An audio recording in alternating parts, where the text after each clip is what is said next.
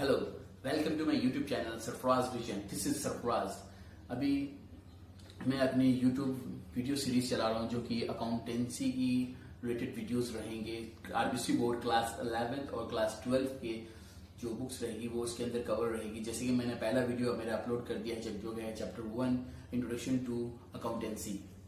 जो उसका next chapter है वो जो क्लास 11th बुक का अकाउंटेंसी का वो है आपका एंशिएंट इंडियन अकाउंटेंसी। तो वो चैप्टर पूरा थ्योरी है तो वो मैं स्किप कर रहा हूँ। वो आप क्या करना, आप खुद उसको लर्न कर सकते हैं, उसमें कोई इतना लॉजिक नहीं है।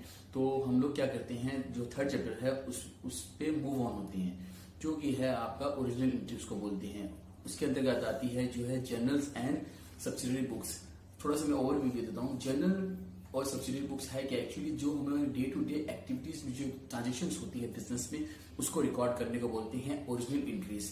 तो उसमें जर्नल्स उसको बोलते हैं जो छोटे बिजनेस होते हैं, वो जो अपनी जिसके ट्रांजेक्शन कम होती है वो जनरल बुक मेंटेन करते हैं, और जिनकी ट्रांजेक्शन बहुत ज्यादा होती है जो बड़े बिजनेसमैन होते हैं वो फॉलो करते हैं सब्सिडरी बुक्स, जो कि होते हैं कैश बुक होती हैं, आपकी परचेस बुक होती है, सेल्स बुक होती है, सेल्स रिटर्न बुक होती है, परचेस रिटर्न बुक्स होती हैं, और आपकी बिल्स रिसीवेबल बुक होती है, बिल्स पेएबल बुक होती है, जनरल प्रॉपर होती है। ये सब बुक्स है वो जनरल सब्सिडरी बुक्स के अंतर्गत आती हैं। तो हम लोग टाइम नहीं वेस्ट करते हुए मैं आपको बताता हूँ प्रैक्टिकली इसको कैसे करना है। चलिए मूव ऑन।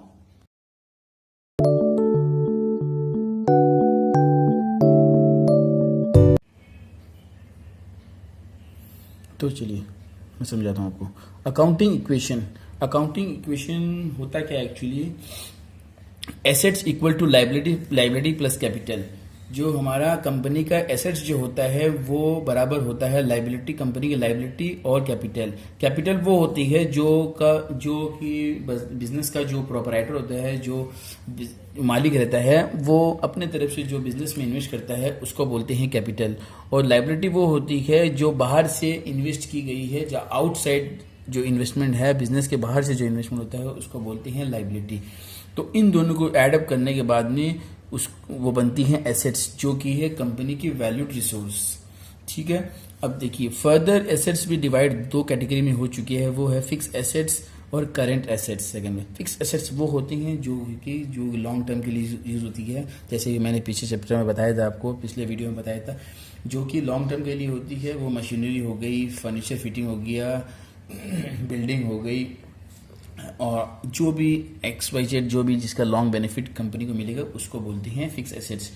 करंट एसेट्स वो हो गई जो आपकी डेली वन एक्टिविटीज में काम आती है एसेट्स, और जिसका एक फाइनेंशियल ईयर में यूज आता है, पूरे फाइनेंशियल ईयर में जिसका रेगुलर इसका यूज होते रहता है। जैसे आपका बिल रिसीवेबल हो गया, डेटर हो गया, कैश हो गया, स्टॉक हो गया, ये सब चीजें आपकी क्या हो गई, करंट एसेट्स के अंतर्गत आती है, जो कि एसेट साइड में आती है। और लाइबिलिटी हो गई वो भी एक्चुअली दो कैटेगरी होगी, उसकी एक हो गई लोन हो गई, दूसरे हो गए एक्सपेंसेस और क्रेडिटर जिसको हमको देना है इन फ्यूचर, लोन जिसको हम लोग पे करना है इन फ्यूचर, और कोई भी आउटस्टैंडिंग एक्सपेंसेस जो हमारा अभी तक पे नहीं हुआ है उसको पे करना है फ्यूचर में। और कैपिटल जो मैंने आपको बताया था, जो कंपनी का जो बिजनेसमैन होता है, ओनर होता है, जो अपने तरफ से इन्वेस्ट करता है कंपनी में in form of assets, goods और कैश, किसी भी तरह का इन्वेस्टमेंट है उसको बोलते हैं कैपिटल। तो मैं आपको कुछ प्रैक्टिकल एंट्रीज करके बताता हूँ कि कैसे अकाउंटिंग की क्वेश्चन आपको करनी है।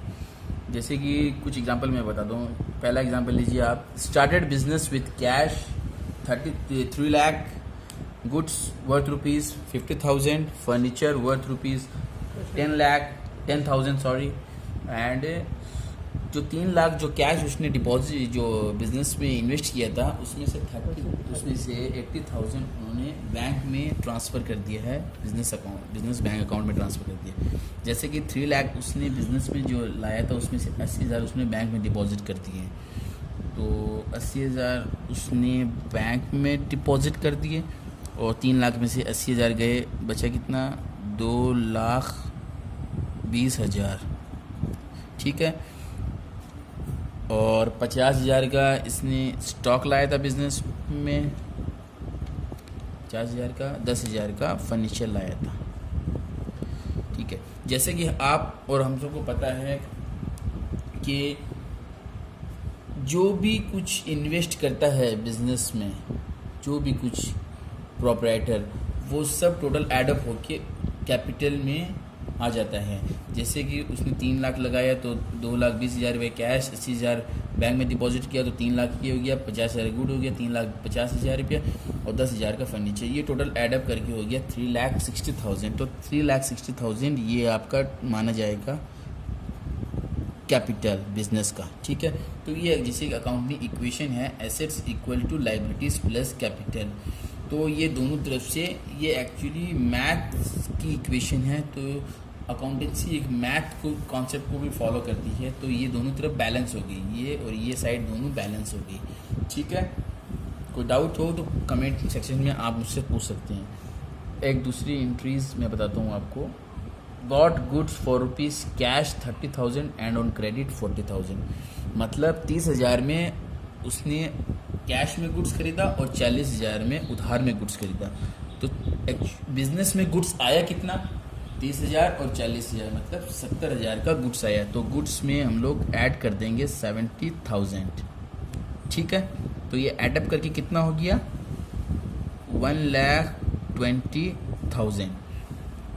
अब इस 70,000 में से कैश में कितना परचेस किया था, 30,000 से। तो 30,000 से कैश हम लोग का कम हो जाएगा, ठीक। तो इसमें बचेगा 1,90,000 और 40,000 में इसने खरीदा था उधार में, क्रेडिट में, जो इसको पे करना है, जो हमारी आउट साइड लाइबिलिटी है बिजनेस की, जो कि लाइबिलिटी साइड में आएगी क्रेडिट कॉलम में। कितनी आएगी, 40,000 से ये बढ़ गई है क्रेडिट। तो देखिए इस साइड में प्लस 70,000, इस साइड में माइनस 30,000। एसेट साइड में प्लस 70,000 माइनस 30,000।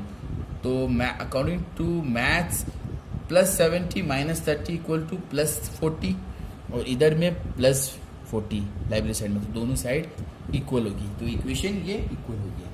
चलिए नेक्स्ट में जाते हैं हम लोग। Purchase a machine for 3 lakh by raising a loan from SBI bank Jodhpur. मतलब बैंक से लोन लिया है, किस लिए, मशीन परचेज करने के लिए, ठीक है। तो पहले आप देखिए, तो मशीन परचेज करने के लिए लोन लिया है, तो आप मशीनरी अकाउंट हम लोग खोलते हैं। मैंने खोला नहीं, मशीन अकाउंट में 3 लाख से ये मशीनरी अकाउंट बढ़ गया है, ठीक है। अब हम लोग ने 3 लाख की मशीन खरीदने के लिए बैंक से लोन लिया था, तो इसीलिए ये बैंक जो लाइबिलिटी साइड में जो है वो बैंक का कॉलम आएगा, लोन का, बैंक लोन का कॉलम। तो इसमें हम लोग 30,000 इसमें कर देंगे, तो ये 30,000 बैंक लोन में बढ़ गया, सॉरी 3 लाख। तो ये दोनों जो हो गई, दोनों side, asset side machinery column और liability side bank loan column, दोनों इक्वल हो गए। तो इस तरीके से अकाउंटिंग इक्वेशन इक्वल हो गई। चौथी एक एग्जाम्पल मैं आपको बताता हूँ।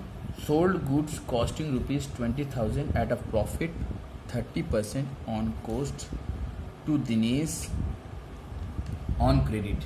मतलब 20,000 रुपये का जो हमारा कॉस्टिंग का जो माल था, वो हम लोग ने दिनेश को उधार में बेच दिया है 20% प्रॉफिट में, ठीक है। तो जैसे 30,000 का मैं आपको कुछ वर्किंग बताता हूँ। 30,000 का 20% होगा आपका 6,000 रुपये, ठीक है। 30,000 का 20% होता है 6,000 रुपये। तो पहले से 20,000 रुपये जो हमारे तरफ से माल वो कंपनी से चला गया है बाहर, तो उसको स्टॉक में से माइनस कर देंगे 20,000, ठीक है। तो ये स्टॉक कितना बचा, 1 लाख रुपीज़ का, ठीक है। अब हम लोग ने माल बेचा कितना, उधार में बेचा, माल बेचा कितना, जैसे 20,000 का माल बेचा और 6,000 प्रॉफिट में बेचा, तो कितना हो गया 26,000 का। तो 26,000 हम लोग ने डेटर में प्लस कर दिया, ठीक है। पहले कुछ था नहीं तो प्लस हो जाता। तो ये जैसे कि 26,000 डेटर में आ गया। अब ये जो 6,000 जो एक्स प्रॉफिट है, वो किसका पार्ट है, इसको लेने वाला कौन है, वो है बिजनेसमैन। जो प्रोप्राइटर कंपनी का मालिक जिसकी है कैपिटल, तो ये कैपिटल में ऐड अप हो जाएगा, तो 6000 कैपिटल में ऐड हो जाएगा एज अ प्रॉफिट। ठीक है, अब इसको ऐडअप करते हैं तो ये कहाँ तक पहुँचता है, 3,66,000। ठीक, अभी तक आपको समझ में आया? ये देखिए दोनों तरफ एंट्री इक्वल होगी, मैं से बता देता हूँ। 26,000 प्लस डेटर में हुआ माइनस 20,000 स्टॉक में से लेस हुआ, दोनों एसेट साइड्स में है, तो पता चलता है प्लस 26,000 माइनस 20,000 6,000 प्लस में है, और इधर प्लस में 6,000, तो दोनों तरफ ये इक्वेशन इक्वल होगी। चलिए एक एग्जांपल और बताता हूँ। Return goods to Hari 2,000 rupees, 2,000 रुपये का हम लोग ने हरी को गुड्स वापस भेजा 2,000 रुपये का। तो जैसे गुड्स हम लोग कंपनी से बाहर गया तो गुड्स लेस होगा, तो 2,000 रुपये से हम लोग ने गुड्स लेस कर दिया। ठीक है, तो अब अभी कितना बचा आपके पास,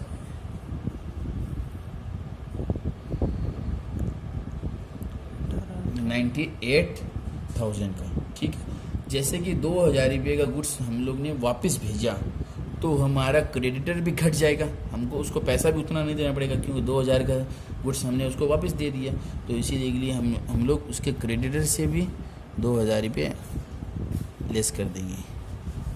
तो अभी कितना बचेगा, 38,000। ठीक है, जैसे यहाँ पे 2,000 एसेट साइड में लेस हुआ और 2,000 रुपये लाइब्रेरी क्रेडिट कॉलम से लेस हुआ, तो ये इक्वेशन दोनों तरफ इक्वल हो गई।